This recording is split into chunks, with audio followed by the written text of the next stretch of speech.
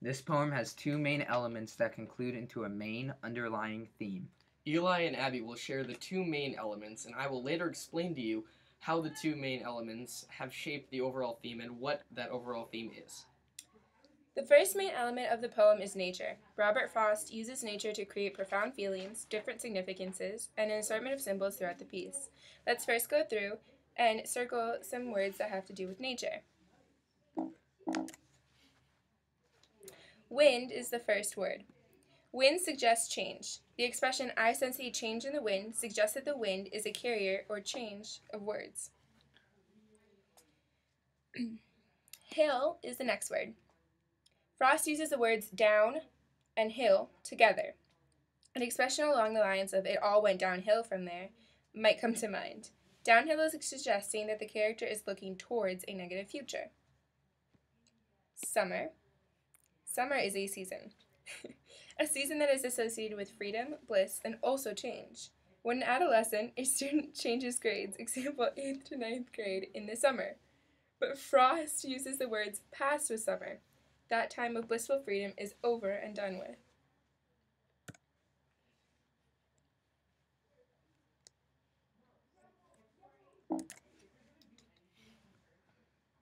Clouds is the next word having to do with nature. These clouds are somber, however, and they are also massed. Clouds in the sky can be associated with a place after death, like heaven. They can also represent a time or place of new beginnings. If these clouds are drab and depressed, then the character's near future is the same. Leaves is the last word. Leaves are associated with evil in this poem. Leaves, especially in fall, change. They change colors, then they die, and then they fall to the ground. This idea of these leaves physically around the character can foreshadow him nearing the end of his life. The character turns to nature to not feel so alone. Frost uses nature to metaphorically describe the situation of the character, where he was, where he is, and where he will be. The second main element is religion. The first thing I want to talk to you about is the word west.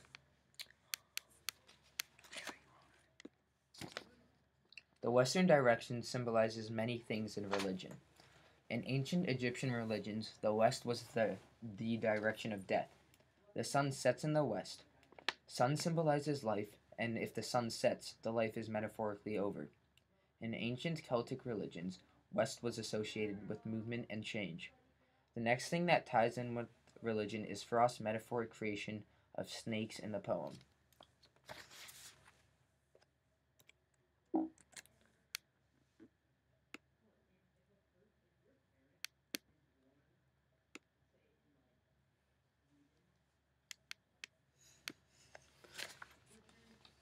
In the story of Adam and Eve, the manipulative snake was the representative of devil.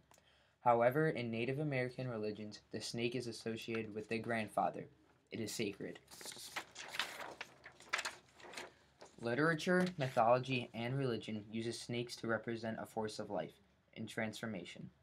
Transformation because when a snake sheds its skin, it is starting over. People usually represent snakes with fear and evil.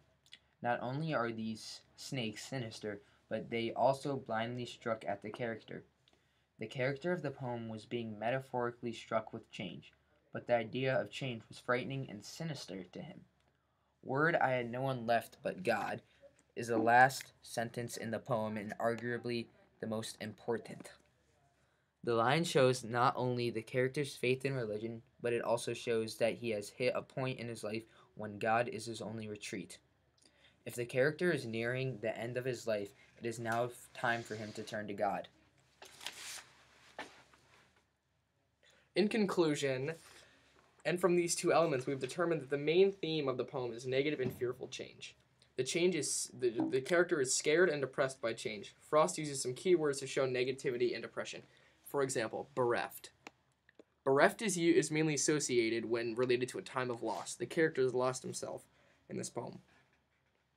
Roar. This is something that roars is... a roar is generally frightening. Restive.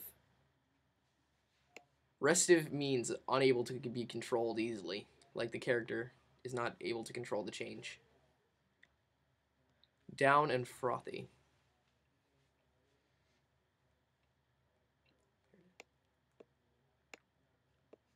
Frothy is normally associated with agitated, and down normally is associated with failure.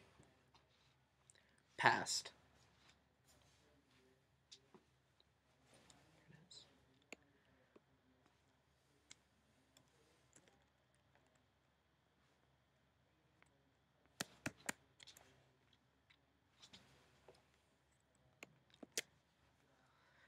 Past means just over and done with. Summer was past and the day was past. It's gone. Somber clouds.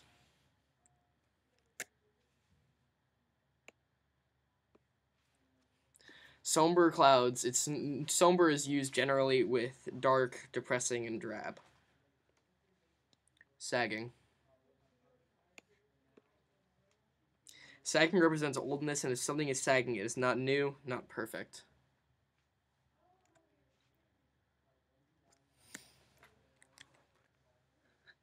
Hissed. Something mean generally hisses. Hissing is normally also used with and associated with a dark sense of frowning upon or thinking badly of. Blind and mist. If something does something blindly, it is an element of sadness that comes along with it. If something is done blindly, it does not see the consequences. If something is missed, then there's an element of sadness that comes along with not completing a goal. Alone. Being alone is just a depressing thought. Sinister. Sinister is normally associated with evil. Life alone. Again, the same thing as alone. Being alone is normally just depressing. No one. No one relates to being alone. There's not one to be with.